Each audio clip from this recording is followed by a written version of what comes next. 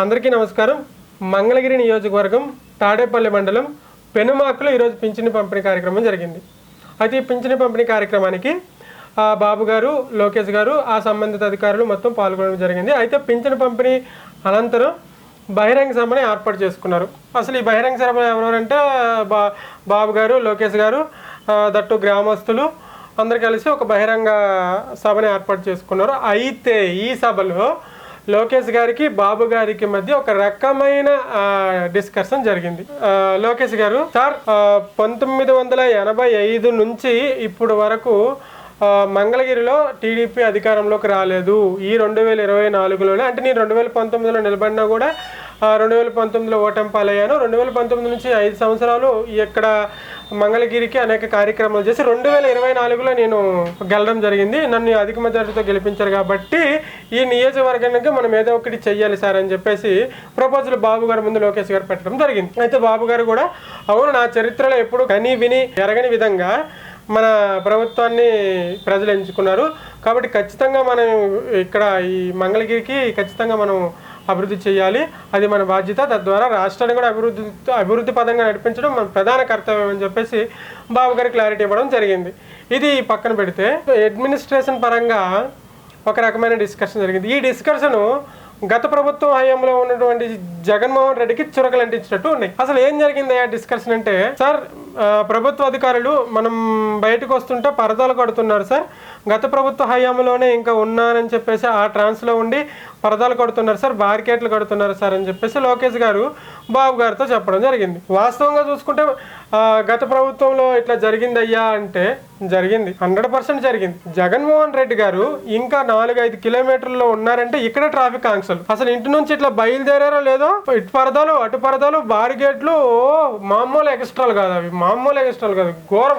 ఎంత దారుణం అంటే, ఎంత దారుణాతి దారుణం అంటే, జగన్మోహన్ రెడ్డి గారు పైన హెలికాప్టర్లు వెళ్తే కింద ట్రాఫిక్ ఆపేవాళ్ళు తెలుసు. అప్పుడు అంత ఘోరంగా ఉండేది ఆ ఏరియా. సో అట్లా పరిపాలించారు. పరిపాలన అధికారులు అయితే ఇష్టారాజ్యం, పోలీసు యంత్రాంగాన్ని అయితే వాళ్ళ సొంత ఇంటి మనుషులుగానే వాడేశారు. ఒక్క అధికారి కూడా ప్రజల కోసం వర్క్ చేస్తున్నాము, ప్రజలు కట్టే పన్నుల ద్వారా మాకు జీతాలు వస్తున్నాయి కాబట్టి మేము ప్రజలకు సేవ చేయాలి, ప్రజలకు వర్క్ చేయాలని చెప్పేసి అధికారులు మర్చిపోయారు. గత ప్రభుత్వంలో మాకు బాస్ ఎవరు, జగను, మాకు జీతాలు ఇచ్చేది ఎవరు, జగను అనే ట్రాన్స్లోనే ఉన్నారు. కానీ లేదు, మాకు ప్రజలు కట్టే పన్నుల ద్వారా మాకు జీతాలు వస్తున్నాయి, మేము ప్రజలకి సేవకులం అని చెప్పేసి పూర్తిగా మర్చిపోయారు. అదే దారిలో ఇప్పుడు టీడీపీ ప్రభుత్వంలో కూడా అట్లనే వ్యవహరిస్తున్నారట లోకేష్ గారి మాటలు బట్టి. ఎందుకు ఒప్పుకుంటారు బాబు గారు? అట్లా చెప్తే బాబు గారు స్ట్రైట్ అండ్ సీరియస్గా చెప్పేశారు, అలాంటి అధికారి ఎవరైనా ఉంటే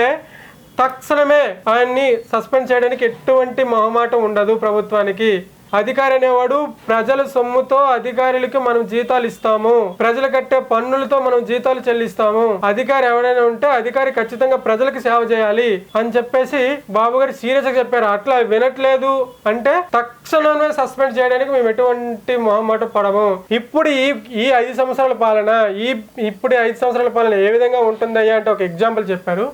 1995లో మీరు ఏ సిబిఎన్ అయితే మీరు చూశారో అదే సిబిఎన్ని మీరు ఇప్పుడు చూడబోతున్నారు అని అన్నారు. అంటే 1995 అంటే అప్పుడు చిన్న పిల్లలం అన్నట్టు, మాకు తెలియదు కదా. సో 1995లో పాలన ఏ విధంగా ఉండేదయ్యా అని చెప్పేసి నేను టీడీపీలో ఉన్నటువంటి కొంతమందిని అడగడం జరిగింది. సార్ ఎట్లా ఉండేది సార్ అప్పుడు పరిపాలన అంటే, వాళ్ళు చెప్పిన నిజాలు వింటుంటే అదే బాబు గారు 5 సంవత్సరాలు ఇప్పుడు వర్క్ చేస్తే ఖచ్చితంగా మరో హైదరాబాదు, మరో ముంబై, మరో ఢిల్లీ తలదన్నేగా మన ఏపీ ఖచ్చితంగా పోటీకి వస్తుందని చెప్పేసి నేను నమ్ముతున్నాను. ఏ విధంగా చెప్పారంటే, ఒకటే ఎగ్జాంపుల్, బాబు గారు హైదరాబాద్ నుంచి బయలుదేరారు అంటే ఆంధ్రాలో ఎమర్జెన్సీ విధించే వాళ్ళంట అధికారులు. అంత అలర్ట్గా ఉండేవాళ్ళంట, రే బాబు గారు వస్తున్నారు అని చెప్పేసి అంత కఠినంగా చర్యలు తీసుకోవాలంట. అధికారి అనేవాడు ఎక్కడైనా లంచం తీసుకున్నాడని తెలిస్తే వాడి జీవితం కథం. ప్రజలు ఇప్పుడు నువ్వు ఏదైనా ప్రభుత్వ ఆఫీస్కి వెళ్తే నీ పని అయ్యి పంపించాలి ఇంటికి, లేదు అంటే ఆఫీసు మొత్తం వచ్చి కూర్చుండేదంట సీఎం ఆఫీస్లో. ఆ విధంగా ఉండేదంట 1995లో. మొదటిసారి